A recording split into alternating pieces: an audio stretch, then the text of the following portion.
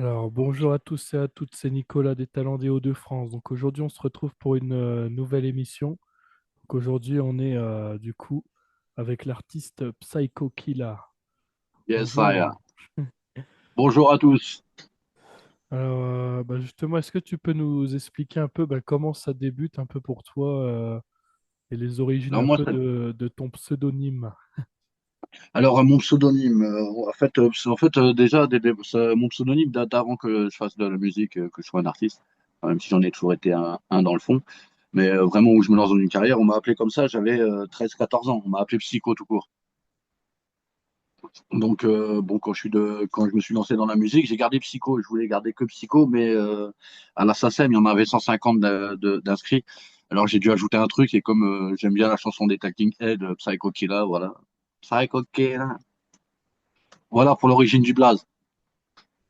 D'accord. Et du coup, comment ça débute pour toi dans la musique? Alors la musique pour moi ça a commencé il y a très longtemps avec une grosse pause entre deux. En fait j'ai commencé à faire du son avec mon frère, j'avais 12-13 ans, on faisait du punk à l'époque. Voilà, on enregistrait ça chez moi, machin. J'ai d'ailleurs toujours mon pied de micro de quand j'étais petit, il est toujours là. Et, après j'ai beaucoup voyagé donc j'ai mis en pause un peu tout ce qui était musique tout ça et je me suis relancé en 2017 suite à des problèmes de santé. Et donc voilà, j'ai fait de la musique, quoi. Mais c'est D'accord. surtout l'écriture, moi, de base, qui était mon truc. Je suis plus un mec qui écrit qu'un mec qui chante, hein, de base. Je me voyais pas chanter à la base quand.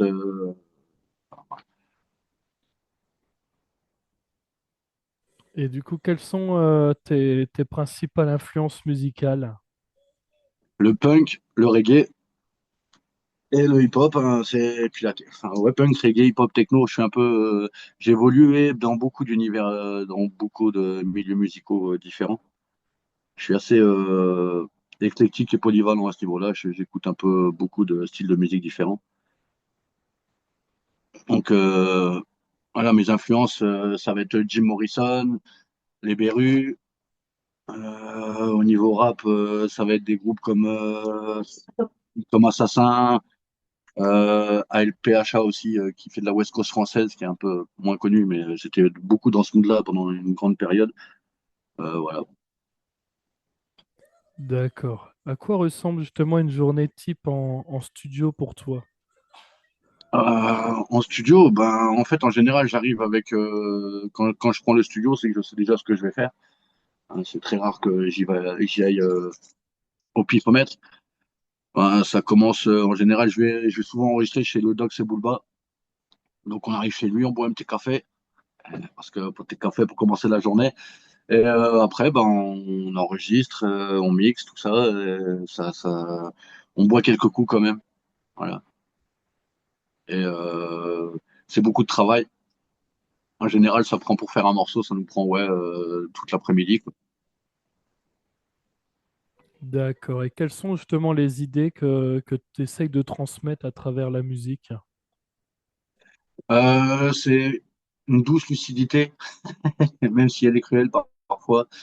C'est conscient, mais pas que. Enfin, j'ai des morceaux qui vont être très conscients, qui vont parler de choses, de problèmes sociétaux. Alors, c'est souvent des constats. Quand c'est conscient, c'est ça. C'est plus des constats que des. Je pose des constats, j'analyse la société, enfin le monde, comment il tourne, et je donne mon avis souvent. C'est plus ça que c'est plus donner un avis que de défendre des idées. J'ai pas vraiment de. Je suis pas un mec qui fait du rap à message ou quoi que ce soit. Enfin, même si ça m'arrive, hein. C'est pas ma spécialité, mais les idées, c'est surtout beaucoup de liberté, s'amuser, surtout ne jamais oublier de rire. Parce que pour moi, c'est important de sourire à la vie et d'être heureux. Il faut toujours garder le sourire. Moi, je l'ai tatoué pour être sûr qu'il soit là. Voilà. La D'accord. liberté, le bonheur et voilà, essayer de se libérer des chaînes qui nous sont imposées par le système dans lequel on vit. Et si tu pouvais collaborer avec n'importe quel artiste, ça serait qui? Ce serait un Belge, c'est Scylla, qui a une plume extraordinaire. Il a fait plusieurs albums, et dont deux avec Sofiane Pamar, qui est un pianiste. Enfin, voilà, enfin, moi, je trouve qu'il écrit magnifiquement bien. J'aurais pu, j'aurais il serait encore vivant à l'époque, ça aurait été Jacques Brel aussi. Je suis un grand fan de Jacques Brel. Un groupe qui n'existe plus, mais le Sayan Supakru aussi, qui est pour moi un des grands groupes de rap français. D'accord. Et donc là actuellement, donc est-ce que tu as un album en préparation ou c'est seulement des titres qui sortent en single actuellement? Alors, j'ai un album en préparation qui s'appelle Doudingue, donc voilà, qui reflète assez bien ma personnalité parce que moi je suis paradoxal, je suis à la fois doux et complètement, voilà, je peux être tout et son contraire. Et Doudingue me définit assez bien dans ma personnalité. Donc j'ai un projet ça qui va être plus axé hip-hop reggae. Alors là, j'ai aussi un autre projet qui s'appelle L'eau et le feu avec Ziela Komodo, qui fait aussi partie du groupe Zababoom, qui est un projet qui va s'appeler Psychomodo, l'eau et le feu, parce que l'association de Psychokila et Ziela Komodo, c'est le Psychomodo. Et donc ça c'est en projet, on a enregistré 3 morceaux déjà et on en a d'autres en stock. Et après j'ai la suite du dernier album qui s'appelle Trollté Classique, qui est en bonne voie. D'accord. Est-ce que tu travailles aussi sur un clip ou un visuel pour accompagner ton projet? Oui, là j'ai un morceau que j'ai enregistré il y a pas très longtemps, voilà, qui vient d'être mixé. Ce sera le prochain clip, qui s'appelle Rêve particulier. Alors c'est une instru piano, violon, sans rythmique.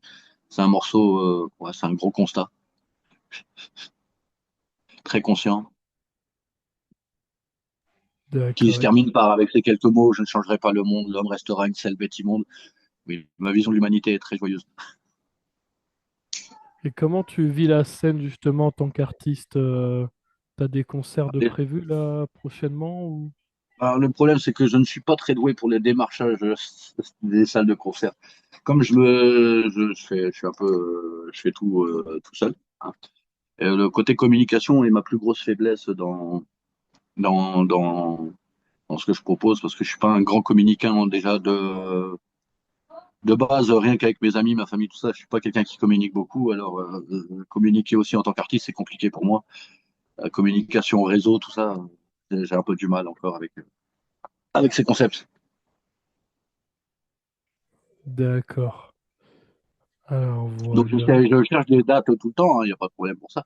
Mais c'est juste que j'ai du mal à en trouver parce que mes derniers concerts, c'était au Bidule à Lille. Voilà. Et je crois là, je vais avoir un concert aussi en octobre pour un festival, mais je ne sais pas encore exactement les finalités, pour parler en ce moment, avec le collectif Volt Records à Cassette. Voilà, on est programmé sur un festival en octobre et je sais qu'on a aussi un concert en novembre, mais je sais pas encore les détails exacts.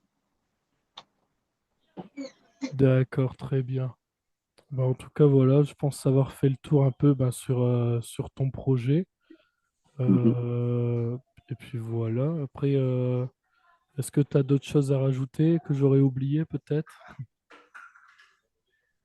Non, moi je pense que voilà.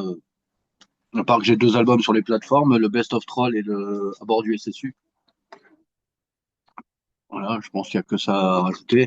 Il y a aussi une mixtape qui vient de sortir qui s'appelle Guerrier de l'Ombre Volume 2, produite par Talenco Prod, qui est sorti il y a un mois et demi, je crois. Voilà, sur lequel j'ai posé 2 morceaux. Voilà. D'accord, très bien. Bah, en tout cas, je te remercie bah, de m'avoir contacté du coup pour effectuer bah, une interview dans mon podcast. Mhm. Faudra Et puis, m'envoyer le lien quand ça sort, que je fasse tourner ça. exactement. Voilà. Et puis, bah, je te souhaite une très bonne continuation dans tes projets. Merci bien. Et merci à vous pour la force, pour l'accueil, tout ça.